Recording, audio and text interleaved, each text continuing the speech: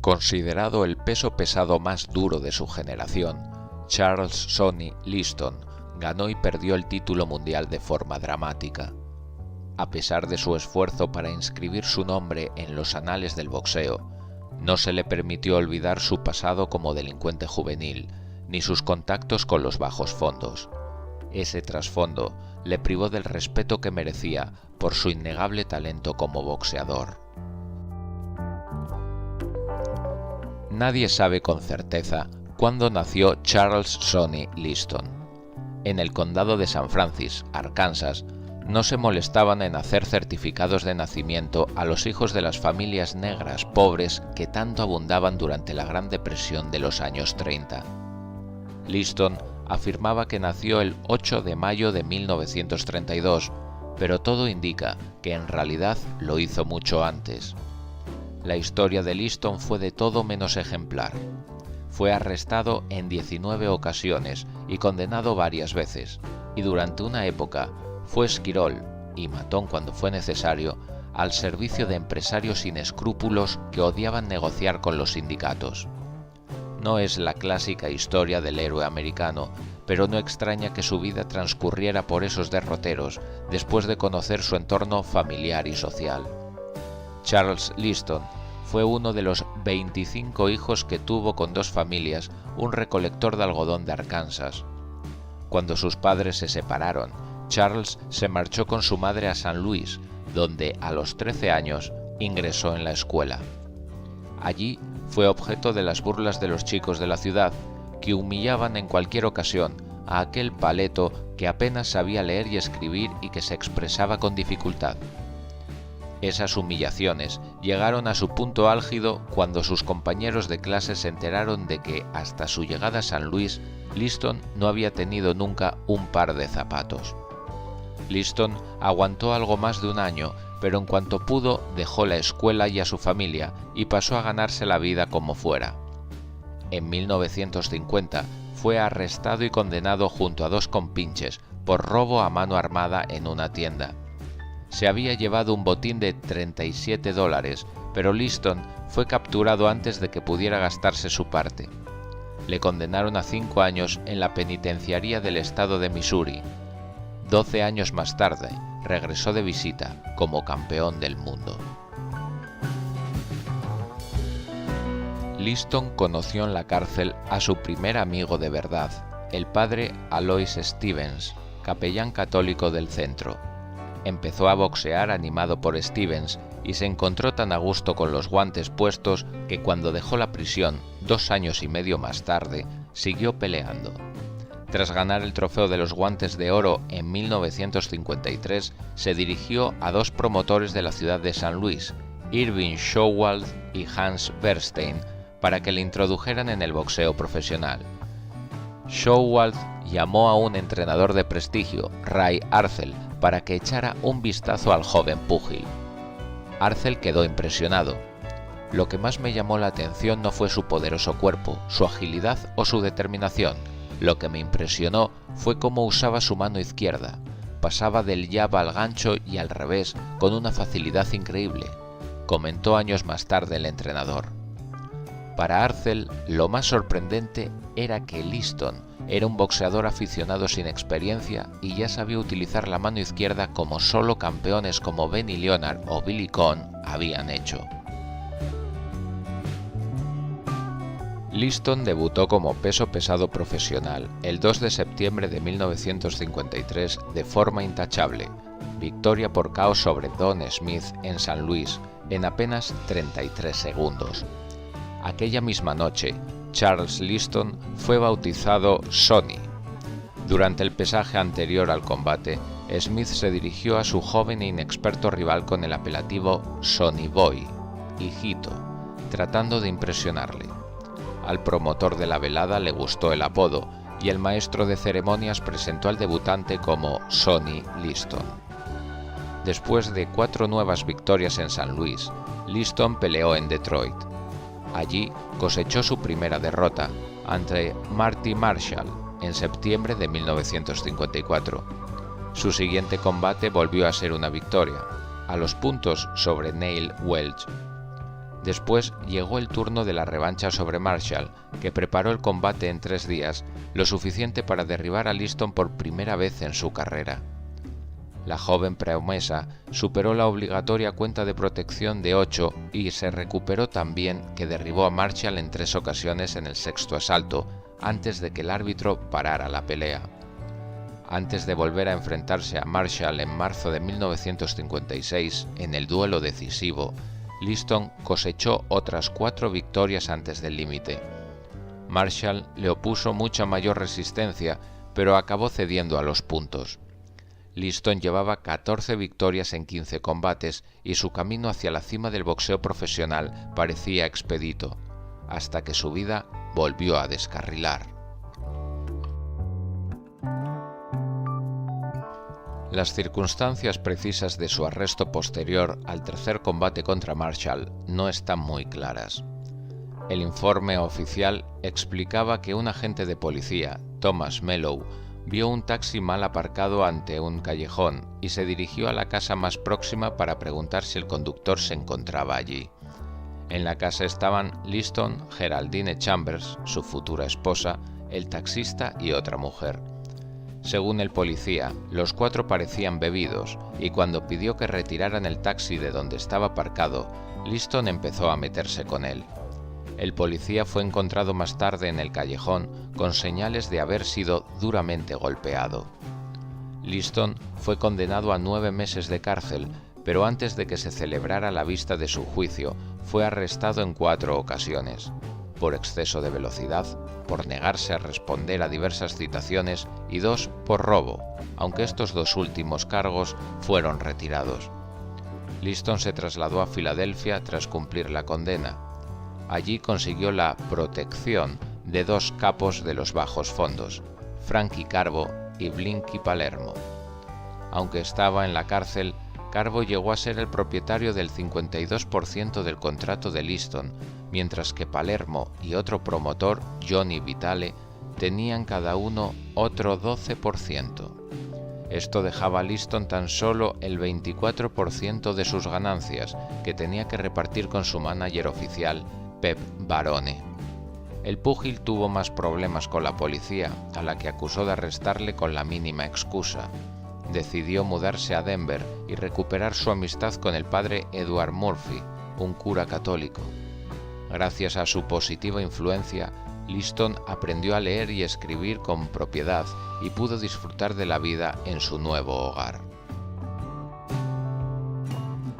Liston volvió al ring en enero de 1958 con una importante victoria por KO en el segundo asalto sobre Billy Hunter en Chicago. Las altas esferas del boxeo profesional empezaron a interesarse por él cuando derrotó acto seguido a Julio Mederos, KO en el tercer asalto. Wayne Betea le partió 7 dientes en los 69 segundos que duró la pelea, y Frankie Daniels, KO en el primer asalto. Bert Whitehurst, que peleaba para poder pagarse sus estudios de medicina, le aguantó los 10 asaltos en 2 ocasiones ese mismo año, aunque en el segundo combate le salvó la campana mientras se incorporaba agarrándose a las cuerdas después de una caída. Un año decisivo en la carrera de Sonny Liston fue 1959. Solo peleó en 4 ocasiones, pero fueron victorias importantes. A Mike DeJong lo despachó en 6 asaltos. Cleveland Williams, quizá el mejor pegador de la categoría, cayó 2 veces antes de ceder por KO técnico en el tercero. Nino Valdés, el púgil cubano con quien Rocky Marciano y Floyd Patterson se negaron a pelear, tampoco pasó del tercer asalto. Finalmente, Liston derrotó al alemán Willy Besmanov en 7 asaltos. El estado de gracia de Liston continuó en 1960, con triunfos sobre Howard King y de nuevo ante Cleveland Williams en la obligada revancha. Roy Harris, un tejano que había disputado el título mundial a Floyd Patterson en 1958, cayó en el primer asalto. Sus 2 siguientes combates cimentaron su opción a disputar la corona mundial a Patterson.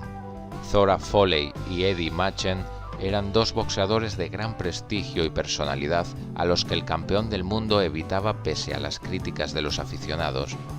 Liston decidió usarlos para catapultar su carrera. Se enfrentó a Foley en Denver el 18 de julio de 1960. Foley acostumbraba a pelear a la contra, pero varió su táctica para sorprender a Liston. Sin embargo, un gran derechazo de este le envió a la lona en el segundo asalto y se incorporó a la cuenta de 9. En su siguiente ataque, Liston le volvió a derribar y solo la campana salvó a Foley, que no pudo pasar de los 28 segundos del tercer asalto. Un derechazo en la cabeza acabó con él. 2 meses más tarde, Liston superó a los puntos a Machen en Seattle. Tras estas dos sensacionales victorias, Sonny Liston era indiscutible aspirante número 1 al título mundial. Pagó $70.000 a Barone para romper su contrato y llamó a George Katz como nuevo manager en un intento de convencer a la opinión pública de que ya no tenía contactos con los bajos fondos. Su relación con Katz no duró mucho, pues descubrió que no le consultaba algunas de las inversiones y pagos que hacía. Liston se puso en manos de Jack Nealon, un millonario sin relación alguna con el boxeo. Pese a las presiones, el campeón se negaba a darle una oportunidad. En realidad, Patterson sí quería luchar contra Liston. Como todos los campeones, tenía mucho orgullo, pero su manager, Cus D'Amato, sabía perfectamente cómo acabaría el combate si llegaba a producirse. D'Amato mantuvo a su pupilo ocupado con púgiles de segunda fila mientras clamaba a los 4 vientos que el pasado criminal de Liston le convertía en un indeseable que no merecía la oportunidad de conquistar el título deportivo más prestigioso del mundo. Los aficionados y la prensa no le hacían caso y exigían que Liston tuviera su oportunidad. Liston siguió con su campaña de rehabilitación y aceptó compartir con Patterson la retransmisión por circuito cerrado de 2 veladas el 4 de diciembre de 1961. Liston se enfrentó en Filadelfia a Albert Westphal, ex campeón de Alemania, y Floyd Patterson puso su título en juego ante el desconocido Tom McNally en Toronto. El programa completo se proyectó en 150 salas de cine en Estados Unidos y Canadá, además de en 50.000 hogares que pagaron por verlo. Sin embargo, la prensa se negó a dar importancia a la doble velada por la falta de entidad de los rivales. Liston solo necesitó 2 golpes, un jab de izquierda y una derecha a la mandíbula, para destrozar a Westphal al minuto y 58 segundos del primer asalto. Después del combate, el comentarista de televisión preguntó a Westphal si volvería a pelear contra Liston. Todavía conmocionado, el alemán fue sincero: bajo ningún concepto. Westphal visitó a Liston en su vestuario tras la pelea y le comentó que «no me han molestado los golpes, pero ¿por qué me miraste con esa rabia en el pesaje? Creía que éramos amigos». Liston contestó que «yo vengo a pelear, no a hacer el amor». En el otro combate de la noche, Patterson derribó a McNally varias veces antes de noquearlo en el cuarto asalto, pero no fue una demostración de talento y potencia. McNally consiguió derribar al campeón del mundo y las sospechas de que Liston acabaría en un santiamén con Patterson se dispararon. Aquella retransmisión tuvo el efecto deseado por Liston. Los aficionados no estaban dispuestos a contemplar una nueva defensa sin interés de Patterson frente a púgiles sin clase. Incluso el presidente Kennedy manifestó que Liston merecía una oportunidad. D'Amato seguía oponiéndose, pero Patterson sabía que si quería conservar algo del respeto que se había ganado sobre el ring, debía luchar contra Liston. Era mejor pelear y perder que ser considerado un cobarde. Liston y Patterson midieron sus fuerzas el 25 de septiembre de 1962 en Chicago. Los dos púgiles se encargaron de la promoción del combate con sus declaraciones a la prensa. Patterson, siempre respetuoso con sus rivales, aseguró que Liston es un boxeador sin fisuras, un pegador sin escrúpulos. No sé quién ganará, pero una cosa es cierta, el combate acabará antes de los 15 asaltos. Los espectadores que acudieron al Comiskey Park esperaban uno de los grandes combates en la historia de los pesos pesados. Lo que obtuvieron a cambio fue un simulacro que duró 2 minutos. Liston castigó al hasta entonces campeón del mundo con sus jabs y sus derechazos a la cabeza, como si quisiera clavar a Patterson en la lona. Patterson aseguró que no había escuchado la cuenta del árbitro, Frank Sicora, pero se levantó como mínimo un segundo después de que éste completara la cuenta. En la rueda de prensa posterior, Patterson afirmó que quería volver a pelear contra él otra vez. Uno de los periodistas le replicó: ¿pelear otra vez? ¿Acaso has peleado esta noche? Por una vez, Liston pudo mostrar la amplia sonrisa del campeón. Patterson me dijo que si el público olvidaba mi pasado, iba a ser un gran campeón del mundo. Si me dan una oportunidad, lo demostraré, proclamó el vencedor. Liston disfrutó de su condición de campeón del mundo, viajó por todo el país y en Los Ángeles se encontró con el joven Cassius Clay, que acababa de derrotar a Archie Moore en 4 asaltos, la victoria más importante de su corta carrera. «Tú eres el siguiente, no superarás los 8 segundos», le espetó Clay en el hotel donde se encontraban alojados. Liston se burló de él. «A ver si pasas tú de los 8 segundos. Eres como un polo de limón que se derretirá en cuanto le eche la vista encima». Durante su reinado, Liston inició su carrera de árbitro dirigiendo la primera pelea por el título mundial de los pesos super welter, que registró el triunfo de Denny Moyer sobre Joe Giambra en Portland. También arbitró el combate entre Dave Valley y Cleveland Williams, a quien Liston siempre consideró como el pegador más duro con el que se enfrentó sobre un ring. Por primera vez en su vida deportiva, Liston era saludado con aplausos y el reconocimiento del público. Incluso fue invitado a la Casa Blanca, donde comparó sus puños con los del vicepresidente Lyndon Johnson. Todo eso supuso un cambio radical en la vida del hasta ese momento solitario y rechazado Sonny Liston. Dejó de tener problemas de dinero y pudo pagar $9,000 en el Hotel Casablanca de Miami, donde él y su esposa Geraldine organizaban unas fiestas tan ruidosas que fueron invitados a abandonar el establecimiento. Sus juergas en los clubes nocturnos se hicieron famosas, y cuando retrasó la revancha contra Patterson por una lesión en su rodilla izquierda, la prensa empezó a especular con que había perdido su instinto competitivo. El combate de revancha contra Patterson se celebró finalmente el 22 de julio de 1963 en Las Vegas. Los rumores sobre los cambios en el estilo de vida de Liston no afectaron al campeón, que derribó a Patterson 3 veces en apenas 2 minutos y 10 segundos. El título seguía siendo suyo. Entre los casi 8.000 espectadores de la velada se encontraba Cassius Clay. El joven boxeador aprovechó el sentimiento de decepción generalizado entre el público para montar uno de sus numeritos habituales.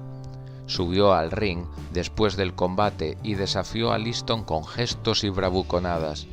6 miembros del equipo de seguridad del recinto se encargaron de que la cosa no pasara a mayores. Clay comenzó su guerra psicológica particular contra Sonny Liston, pero no podía competir en facilidad de expresión ni en agilidad mental. En los días anteriores a esa pelea, Clay siguió al campeón por todo Las Vegas. Donde iba Liston, llegaba acto seguido él con sus bromas pesadas. Cuando entregaron a Liston el cinturón de campeón del mundo después del combate, Clay volvió a llamar la atención. Por una vez, Liston le hizo callar. Señaló el cinturón y dijo al novato: «Esto es algo que nunca tendrás». Aunque todo el mundo pedía un duelo contra Clay, Liston prefirió embarcarse en una gira de exhibición por Europa. La gira terminó de forma dolorosa para el campeón. canceló veladas en Alemania Federal, Italia y Francia y regresó rápidamente a Estados Unidos, donde se había publicado que Liston tenía 2 hijas secretas, Mary de 17 años y Eleanor de 12. Si su edad real era la que él decía, 31 años, había sido padre a los 14 o había mentido. Liston trabajó duro para reparar su imagen. Reclutó al legendario Joe Louis como asesor y relaciones públicas y aceptó mantener charlas con los aficionados en el gimnasio en el que preparaba su combate contra Clay, fijado para el 25 de febrero de 1964 en Miami Beach. Clay se había puesto a la opinión pública en contra por sus relaciones con los musulmanes negros, un grupo de ideas radicales. Esa hostilidad hacia Clay hizo que Liston, durante muchos años un proscrito en su propio país, asumiera el papel de chico bueno antes de la pelea. Mientras Liston subía al ring aquella noche, Clay oyó a alguien del público gritar «¡Mata al negro, Sonny!». En el acto de pesaje, Clay apareció fuera de sí, tan alterado que fue multado con $2.500. Su pulso se había acelerado y el doctor Alexander Robbins manifestó sus reservas sobre el estado físico del púgil. Cuando subió al ring, Clay estaba en perfecta forma, todo lo contrario que el tenso Liston. Para muchos, la única incógnita era saber cuándo iba a ganar Liston el combate, pero en los primeros 4 asaltos, el campeón fue incapaz de castigar a su joven rival, que no hacía más que moverse por el ring, riéndose de él. Los apostantes empezaron a revolverse inquietos en sus asientos. Al final del 4.º asalto, Clay dijo a su entrenador, Angelo Dundee, que alguna sustancia que había en los guantes de Liston le impedía ver. Clay le indicó que tirara la toalla. Dundee le convenció de seguir bailando sobre el ring hasta que se le aclarara la vista. Clay afirmó más tarde que Liston solo era una figura borrosa, pero aún así, el campeón fue incapaz de lanzar un golpe ganador.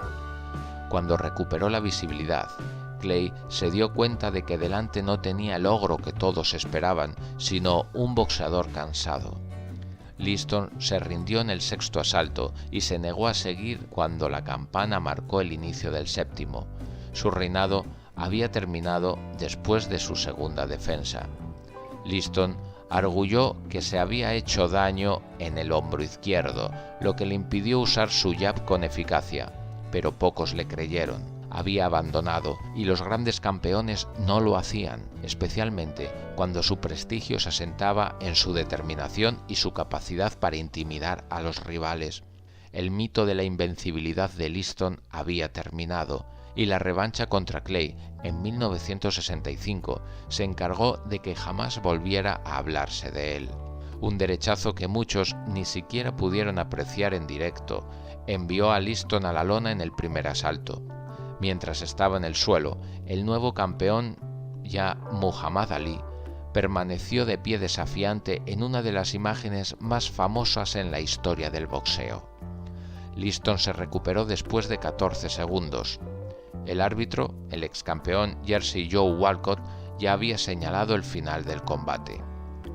Hubo explicaciones de todo tipo para justificar la escasa resistencia de Liston. El combate estaba amañado. Liston había recibido amenazas de muerte si ganaba, había sido hipnotizado. Incluso se acusó a Walcott de haber aceptado un trato. La verdad era más sencilla. Liston era un veterano y cansado luchador, y enfrente tenía al mejor peso pesado de la historia. Consciente de que no iba a ganar, optó por la solución más rápida. Liston pasó un año entero reponiéndose de los golpes, morales y físicos, que le propinó Ali antes de volver a subir al ring en junio de 1966. Escogió Estocolmo para reiniciar su carrera frente al alemán federal Gerald Zech. Sus siguientes 3 peleas también tuvieron lugar en Suecia. No volvió a luchar en Estados Unidos hasta su victoria por KO sobre Bill McMurray en 1968. El ex campeón añadió a su palmarés victorias ante púgiles de mediana categoría. De las 14 que consiguió desde su vuelta a los rings, solo en una ocasión llegó al límite. Sin embargo, sus aspiraciones de volver a meterse entre los aspirantes al título mundial se deshicieron cuando Lee Martin le fulminó en el 9º asalto de su pelea en Las Vegas en diciembre de 1969. El veterano boxeador de 38 años solo disputó otro combate más en su vida, y lo ganó. El rival fue el roqueño Chuck Wepner, y la fecha el 29 de junio de 1970. La cara de Wepner acabó llena de sangre y necesitó 54 puntos de sutura. Liston fue encontrado muerto en su apartamento de Las Vegas 6 meses más tarde, en la primera semana de 1971. La fecha exacta de su fallecimiento es una incógnita, aunque oficialmente se dató el 30 de diciembre de 1970. Según algunos, Liston se negó a dejarse ganar por Wepner y los apostadores, que habían perdido mucho dinero, decidieron vengarse. Otras teorías apuntan que fue asesinado por la mafia antes de que explicara la verdad de sus combates contra Lee, o que fue víctima de los jefes de los bajos fondos, para quienes trabajó hasta que decidió medrar por su cuenta. El informe médico reveló que Liston murió de un ataque al corazón después de inyectarse una sobredosis de heroína. Sea cual fuere la causa, Sonny Liston fue en su día el mejor peso pesado del mundo.